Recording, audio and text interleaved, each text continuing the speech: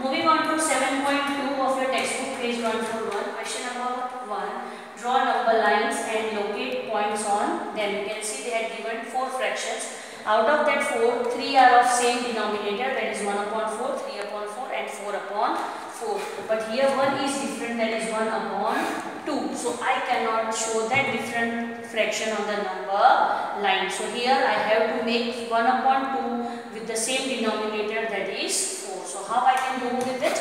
Here 1 upon 2 is different as compared to the other fraction. So convert 1/2 with the same denominator. Okay, now the fraction is 1 upon 2. Now how I can convert with the same denominator 4? Now check out the denominator. Here the denominator is 2. Now which number should I multiply with the denominator to get my answer 4? That is 2. Right? So I had taken the help of this 2. This 2 in the denominator will be multiplied same in the numerator for making it equivalent fraction. Now numerator and denominator will share a common number 2. Denominator will be multiplied with denominator, numerator will be multiplied with the numerator. Now my answer is 2 upon 4. Now all the fractions we are having the same denominator, that is 4. Now 1 upon 2 converted into 2 upon 4. So now 4 fractions are 1 upon 4, 2 upon 4, 3 upon 4 and 4 upon 4. Where numerator and denominator become same, the number becomes 1. So I have to show this on the number line. So again between 0 and 1 the number will come.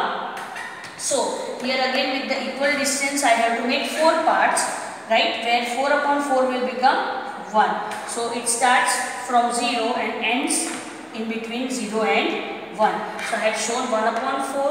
Denominators are going to remain same, only the numerators will change. So 1 upon 4, right, 2 upon 4, 3 upon 4 and 4 upon 4. All these fractions are shown in the number line. Same with the B. Here 1 upon 8, 2 upon 8, 3 upon 8 and 7 upon 8, where all the denominators are same. So simply show them on the number line. But please children remember, all the fractions will come between 0 and 1. So when the 1 will become, when the numerator and the denominator digit becomes same. Here 8 upon 8 comes, that means it becomes 1.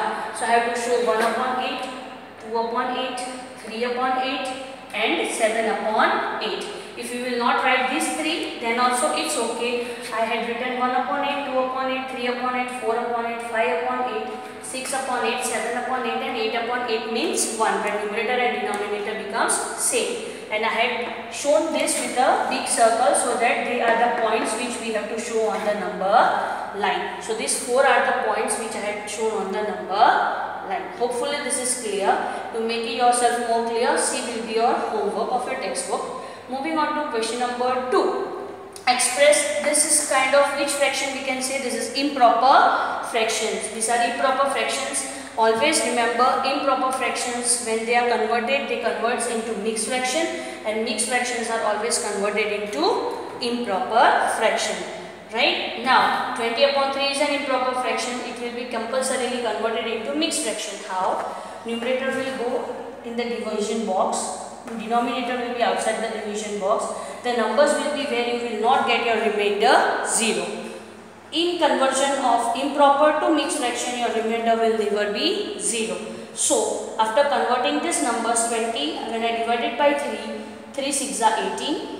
When I subtract, the answer is 2. Now children remember, denominator is going to remain the same. It will never change. Here it is 3, so here also denominator will be 3 in the answer. Your remainder will go in the numerator and your quotient will come in the whole number. Clear? Again I am moving on to the second sum to make it yourself more clear. 11 upon 5, 11 is bigger, so it will be in the division box. 5 will be outside the division box. In the table of 5, 11 does not come. So make one smaller. 5 2s are 10. After subtracting, I got answer 1. Denominators are going to remain same. That is 5 in the 5 in the answer. Right? This remainder will go where? In the numerator. So remainder is 1. So in the numerator I had kept 1. And this quotient will go in the whole number. So 2, 1 upon 5 is the answer. The C is also solved in the same way. The rest 2 sums will be your homework, and I am moving now to question number 3. Okay, the last to be solved, question number 3, express the mixed fractions into improper fraction. Now you can see this is a mixed fraction, whole number and a proper fraction. Always remember, when you have to convert mixed into improper, denominator and whole number will be multiplied and then numerator will be added and the denominator is going to remain as it is. So first you multiply denominator into whole number, that is 7 4s are 28, add the numerator and the denominator same. So 28 plus 3 means 31 upon 4. So this is an improper fraction where numerator is bigger and denominator is smaller. Same way 5 6 upon 7, multiply denominator with the whole number and when the answer comes add with the numerator. So 7 5s are 35 and plus 6, so makes 41 upon 7. Keep the denominator as it is, there will be no change in the denominator. Here the two sames are same. Again multiply whole number and denominator together, the answer of this 12, add with the 5, that is 17 upon 6. Denominator will be as it is and you can see D is also 10 into 5 50, 50 plus 3 53 upon 5. The rest two sums will be your homework, but always when you have to multiply, when you have to compulsorily multiply denominator and whole number first, the answer will be added to the numerator. Please keep it into mind and go with the homework regularly. Thank you.